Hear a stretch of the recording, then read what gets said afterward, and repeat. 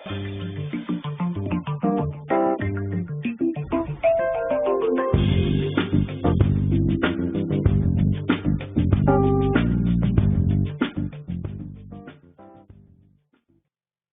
hi everyone. This is Daniel Wrench coming to you from chess.com. What I'd like to do today is start out with a series of rook endings that I think would be extremely useful for just about all levels. I've taught this series of positions to students anywhere from 1200 to 2000, and depending on whether or not they've been shown these positions before or seen the ideas would tell us exactly how much they know about it. So I guess the recommended level then would be somewhere between 1200 and 2000, and here we go. Okay, so this beginning position here, this is called the Lucena position, or the bridge position. Lucena was a famous endgame constructor and position constructor back in the day, and so a lot of these rook endings are named after him. But anyway, so what I'd like to do here is start out with this position, because once you learn this winning method, the idea of exactly how are we going to queen this pawn when our king is stuck in front of it. Once you learn this method, it can be repeated for every single pawn you see, anywhere from the knight pawn to the other knight pawn. Now, the rook pawns tend to have their own set of rules. Just like in king of pawn endings and a lot of other endgames, the rook pawns tend to be exceptions. And we will have a video coming to you about the corner pawns and when those are winning and when they're not. But for today, we're going to start out with this Lucena position, the bridge position. We're going to talk about exactly what method is needed in order to queen that pawn easily without any trouble. And then we're going to move on to some more difficult positions, moving backwards to forwards. And again, I know I'm talking here before the moves, but I want to touch on that real quick for all you interested players out there. I think a very important point is that when you study endgames, to try to study it with that backwards to forwards method. And what I mean by that is that a lot of times young players have the illusion that grandmasters can calculate 50 moves ahead or 70 moves ahead or something, and on occasion there are some great calculators, and I think on occasion sometimes you have to do something like that and really try to calculate. But most of the time, their ability to solve a position that's in front of them at a high level is based on how well they know the next position. They have so much experience, and they've seen these ideas so many times. They've seen ideas that work in one position work in another position. So once you really learn an idea and memorize an idea, you can apply that to a million different positions a lot of the times. And that's why when you're studying endgames, I think if you start with some basic position and then move to the next most advanced, and then move to the next most advanced, and so on and so forth, all of a sudden you find yourself looking at a position with a number of pieces on the board. What would have seemed very complicated to you maybe a month before that, but now you look at this position with a very clear idea of not only how you're going to win it, but exactly what the steps are going to be, because you've solved it in this backwards to forwards method. So coming back to what I'm saying here is that this Lucena position is a very important position for that, and that once you learn how to win this position, it's going to be easier to both win and draw other rook endgames. Okay, so I'll stop talking here. Okay, so the first move here, first idea, obviously you notice that this king can't really escape at this moment because the rook and the king are guarding these squares. So the most logical move would be to give check and force this king to make a decision, and that is the first move. Real quick to make a note, always good to note that these lateral checks or side-to-side checks don't really make any progress in rook endings, because you're not really forcing this king to leave the important squares. The same would be true if you wasted your time running over here and he made a waiting move. I just want to make a note there for anybody watching this video that bringing your rook to the side-to-side check is not going to improve your position. So we could come all the way back and eventually reach this situation here and come back to giving this up and down check, the longitude check, if you will. So let's go back to our beginning position and start with that. Rook e2 check. Now, this king is forced to move away from the pawn, which is part of the key, because if he moves in front of this file, the game is instantly winning. We move our king away from the queening square. This rook is now useless because obviously he can't come over here and give checks immediately. If he tries to do that, we queen, simply block with our rook, and we're easily winning. So, giving this check on e2 forces the king to move away from the pawn, because again, as I just said, If he moves here, he's blocking the entire open file, allowing you to queen immediately. Now, after he moves, this is where the idea comes into play. And one of the things you're going to notice throughout pretty much all my videos, just one of my styles I like to do with my students, and I'll try to implement that into the videos I record here, is that you might want to take a moment here to try to solve some things. Always good to pause the video and maybe try to solve what would you do here to win if you don't know this position, and see how would you make progress here. Because it's my theory that whenever you try to solve something and treat it as an over-the-board situation, even if you get it wrong, you're really cementing that position once you do find out the answer to your little database in your brain.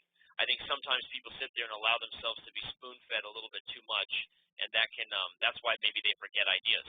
So again, throughout all these things, I may recommend moments where, hey, you might want to pause the video, see what you would do here. But okay, so let's continue. The winning idea here is to bring the rook up before we try to escape with the king. And let me show you why.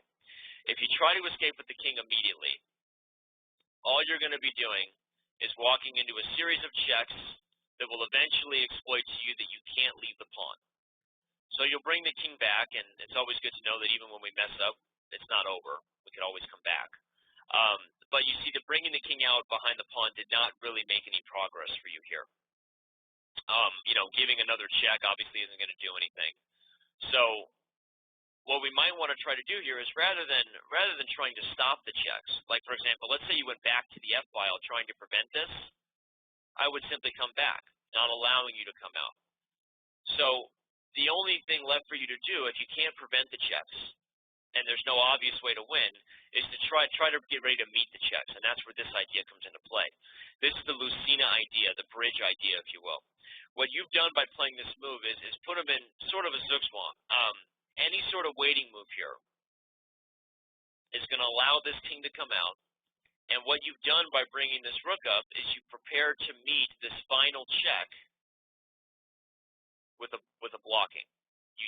I guess the reason why they call it the bridge is because the king and rook seem to provide a bridge of protection here for the pawn. I think that's why. I don't always know why they call it certain names, but that's I think why they call it the bridge here. But this is Lucena's winning idea. Let's look at it again from the beginning one more time. We give a check on the open file, force the king to move away. We come up preparing to, obviously we know we can't stop the checks. We talked about why you can't come back to this file because he simply goes back. But what you are doing is you're preparing to meet the check somewhere along the fourth rank. Now, we've seen that waiting simply loses because our king will eventually get out.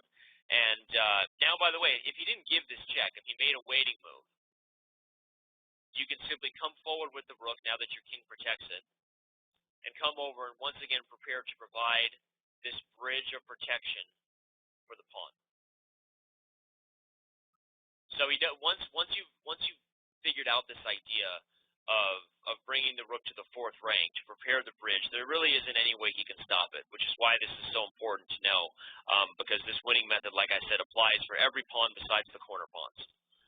So one last time I want to show something, and that is that if you do come up preparing to protect yourself with the bridge, what if he attacks your rook? Well, if his king leaves too far, now he has another problem. Now he's left his protection over these squares. So there are actually two ways to win this position. But the easiest is to come down to the seventh rank when he attacks your rook, now to activate.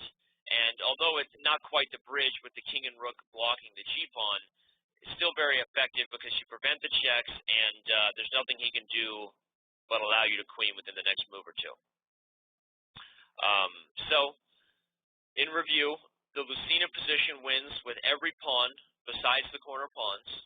If you remember this method of bringing your rook up to the fourth rank, not stopping the checks, but preparing to meet the checks with your rook, you'll be able to win every single one of these rook endings with ease. And again, remember that attacking with the king sort of temporarily stops the bridge, but it does run into another problem, which is that he's left these squares unprotected. Good to note is that if he attacks your rook, probably you shouldn't go for this move, going to the king and queen versus king and rook endgame for two reasons. One, winning a king and rook versus nothing is much easier than winning king and queen versus rook. I think this is not the topic of this lecture, but a lot of, you'll find out that winning king and queen versus king and rook can be difficult sometimes. And there are some positions that are very difficult depending on how well your opponent knows the defensive ideas. And the other reason is that if you play king there, it's actually a blunder because now I have the ability to give check before I take your rook. Your king will go and hide. And now I go here with tempo. Now both your rook and your pawn are hanging, which means that you're going to be headed to a drawn position. Even if you went back, I could sacrifice and then take your rook. So just a quick reminder that you don't want to settle for less if he does attack your rook. You want to remember this idea of taking advantage of what he's left behind, which is a pretty common theme in chess, right? There's no perfect system, but usually if your opponent stops one thing, he's giving up another thing. So, okay, very good. This is the Lucena position, and if I ran through it too fast for some people, the nice thing is you're watching a recorded video, so I think you should be able to review this and maybe pause it at certain moments to make sure that you understood some of the ideas. Okay, let's move on to another position. Once you've learned the bridge position, knowing that winning idea works with every pawn, a good thing to do is to now learn maybe how to stop your opponent from reaching the bridge position. So let's start out with this position here, where now you're sort of looking at it from the black's point of view. And what you're seeing here is that let's say you gave a check. If you're black, okay, let's say white makes some waiting move just to prove the point. If black was to give a check here, allowing white to come forward. And now let's say that, obviously he's getting checkmated, so he tries to run away. We force him out. All of a sudden, we've achieved this position here. Now, if you didn't know about the Lucena position or the bridge position, you might look at this position as black and still think, hey, I've got pretty good drawing chances. But your knowledge of the Lucena position, the bridge position, should tell you that this is easily lost. Now that my king has moved in front of my pawn, I am shielded from checks by your rook. And it's only a matter of time before I push my pawn, bring my rook back down and behind, and anybody who remembers the position we just did here can see that that's easily a Lucena position, therefore an easy win for white. That's partly why I'm trying to fit both of these endgames into one video so that you have a direct memory of that last position, the Lucena position. So knowing that your opponent needs the Lucena position or the bridge position to win, that kind of gives you, more stress in this position, which is always good to have a little bit of stress so that you know this is an important position. Nothing more dangerous than thinking that you're fine and then all of a sudden you get checkmated. So now that you know about the Lucena, you know that you need to find some way to prevent him from getting that position. So obviously giving check does not do that. He immediately shields his king, follows that by forcing your king out, and he reaches the Lucena position. So the question is, how do we stop him from making progress here? Once again, if you don't know this endgame, this is a moment where I would recommend you to pause it for a moment and try to figure this out for your own self. But now I'm going to show you. The most accurate way to draw these endgames, and this is a defense that works with every pawn, including the corner pawn, so that's kind of nice when we can learn an idea that applies to every pawn. The most accurate idea that applies to every single pawn here is the Philidor defense, which in this case, there are two different types of Philidor defense, but the active Philidor, if you want to call it that, is the easiest to remember and it's the one that works with every pawn. And here's what that is. The rook comes up to the 6th rank, or if you were in white's position and black had the pawn, it would be the 3rd rank. But this is the key. By cutting the king off from making progress, you force him to push his pawn first.